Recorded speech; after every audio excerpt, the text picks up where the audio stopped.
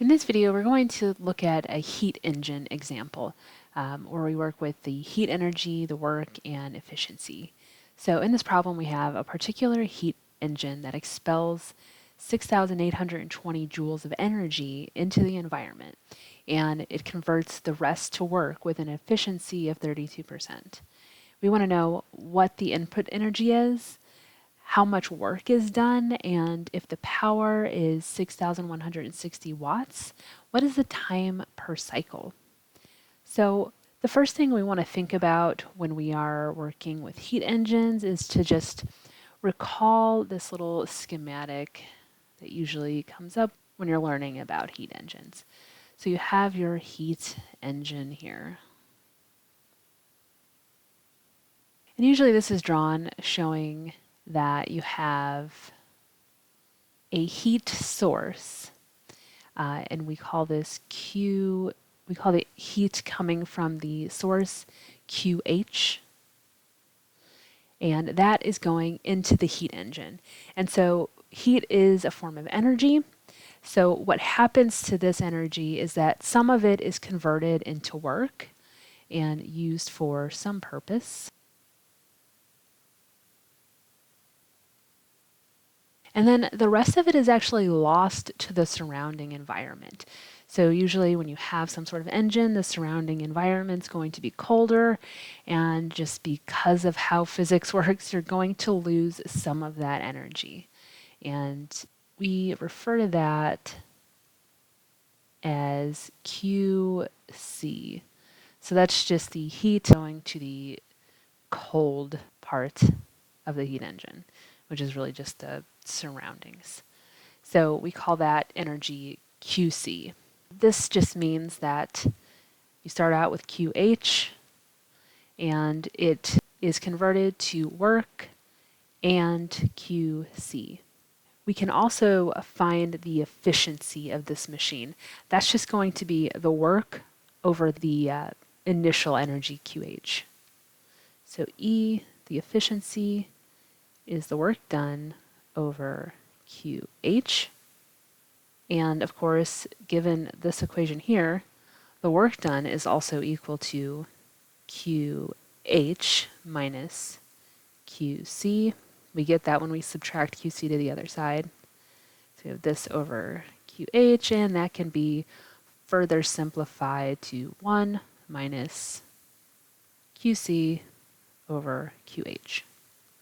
So we can use this equation to solve for QH, which is the input energy.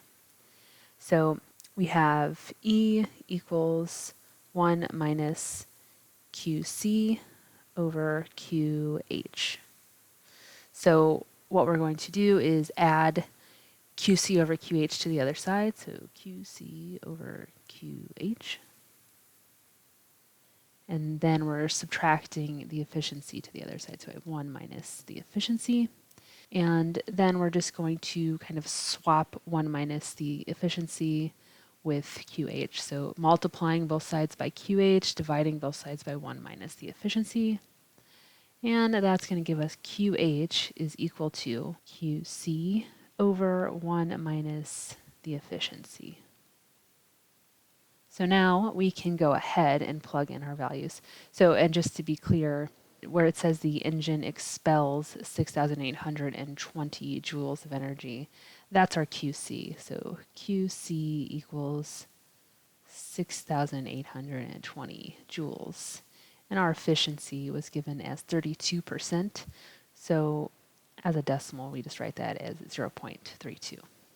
So now we're just going to plug these into this equation.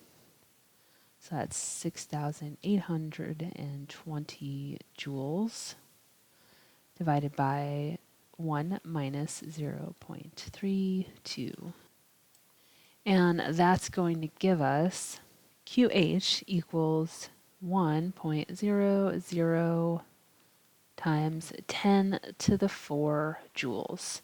You can also rearrange this so that you have QH equals 10.0 kilojoules. Sometimes they want the answer in kilojoules. So you just move that decimal 1 over to the right, and then you have 10 to the 3 joules, and that is kilojoules.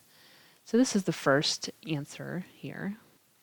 And then we want to know how much work is done. Well, we have QH and we have QC, so we can find the work. So just remember, from this equation up here, we're just subtracting QC to the other side, and work equals QH minus QC. So then our work is going to be 1.00 times 10 to the 4 joules minus 6,820 joules. And so our work is 3,180 joules. So now we have that, and then they give us the power. So if they say if the power is equal to 6,160 watts, then we want to find the time per cycle. Power is just equal to the work over the time. So remember, the units of watts are energy over time, joules per second. So that means power is the work over the time. And from that, of course, we can find that the time, this is the time per cycle, is going to be the work over the power. So that's simple enough. We can just go ahead and plug in the work, which we just found as 3,180 joules, divided by the power, 6,160 watts. And that's going to give us about 0.52 seconds. So about half of a second. None of the equations here are very complicated. The main things to remember when you're working with heat engines is really just that the QH, the heat coming in, is equal to the work plus the heat that's lost to the environment, and then that the efficiency is the work over that heat that's coming in. So from that you can find any of the other variables there, and then if they give you the power, you just use the work and you can find the time.